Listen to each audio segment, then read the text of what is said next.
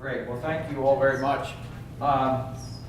Before we transition to what is our final slide, any other comments or questions? Thoughts that would be helpful? Yeah, please. I had a question. I had a question going back to the last section that we were talking about as far as donors and gifts and services and all that kind of stuff. So in the church, you know, a lot of times the people that, if you want to fund a new project or a new ministry, sometimes the people that you want to be donors are also people that you want involved with the project. So you might have them on a leadership team for that ministry or something like that. So how do you balance that in a church setting where you have donors that are also the volunteers that might be running that, as far as the tax implications of that, or, you know, the exchange of goods and services, that kind of thing?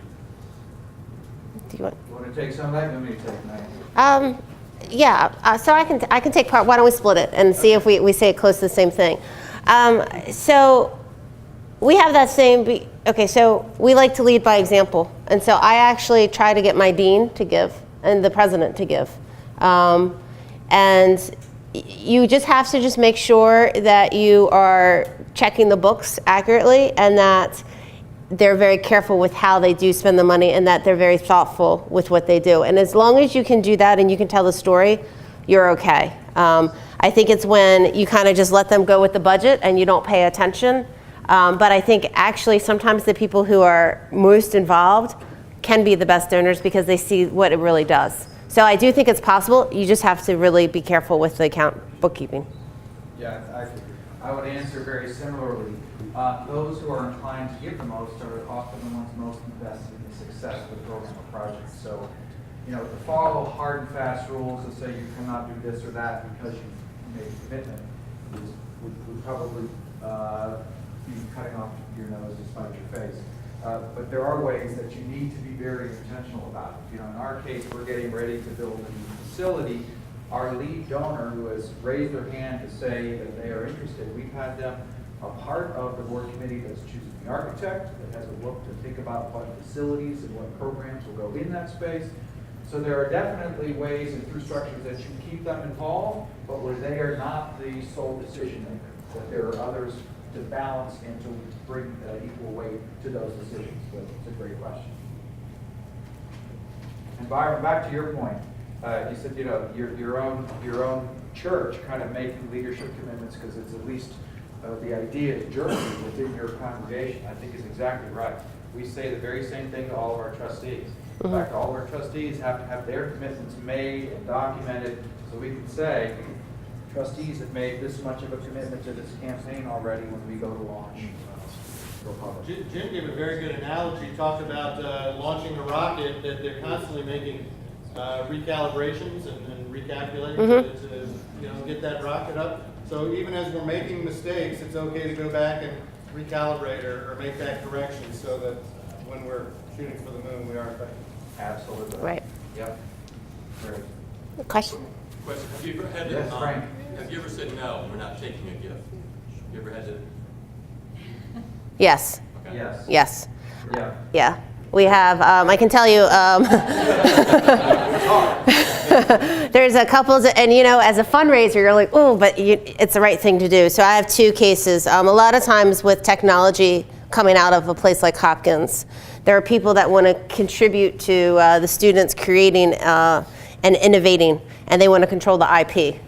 And we will say, no, we can't take those type of gifts. But the other thing is just in terms of ability to use that gift. You need to ask the question, is this gift a greater advantage for the donor or for the organization? Because sometimes people want to get rid of things that are not serving them well anymore. This doesn't happen very often, but you could see, anytime simple things like a timeshare. People want to try and give those things away. No, sometimes life insurance policies. They do cost money. Sometimes 1,000 grave life insurance sites. policies are terrible things to try and get away.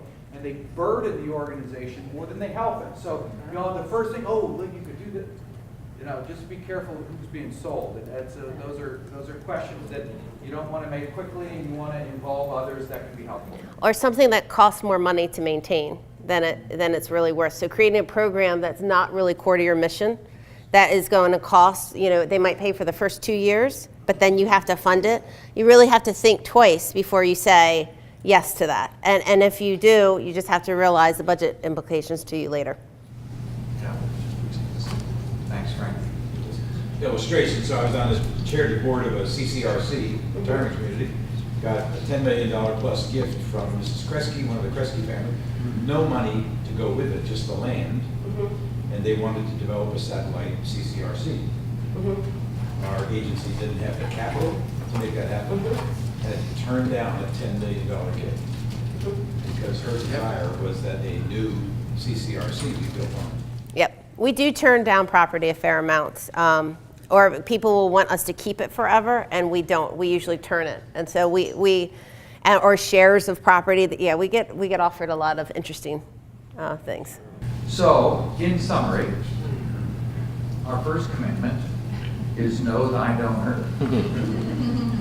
We've said this in many different ways throughout our time together.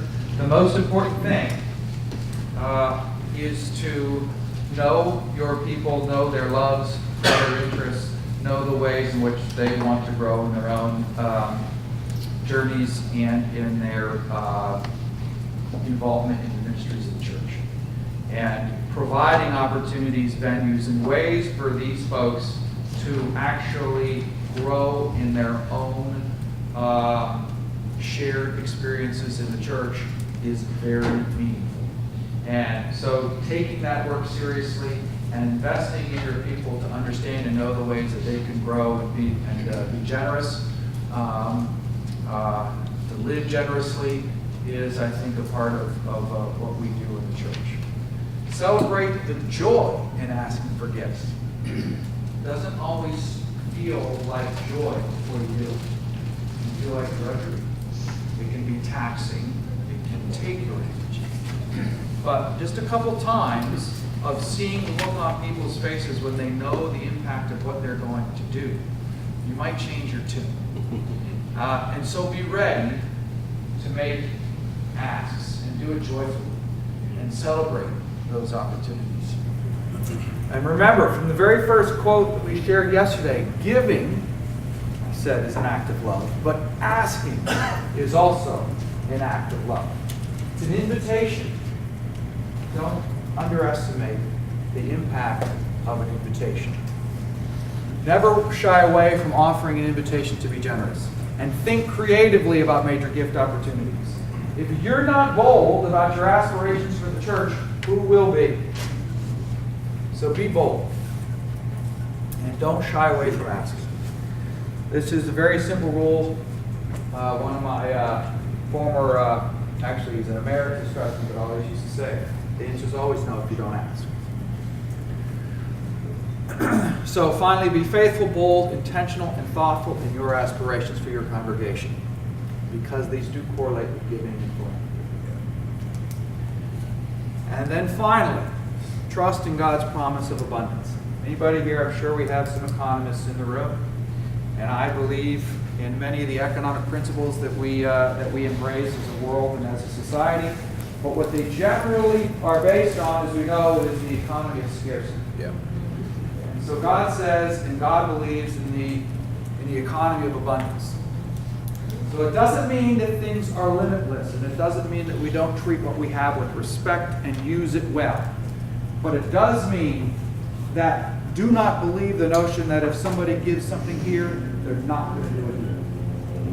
And don't believe that if you decide to do one thing, you no longer can do something else. God's abundance will provide for the things that will change this world. So that's our story, and we're grateful for the time that we've had with you over the last 2 days.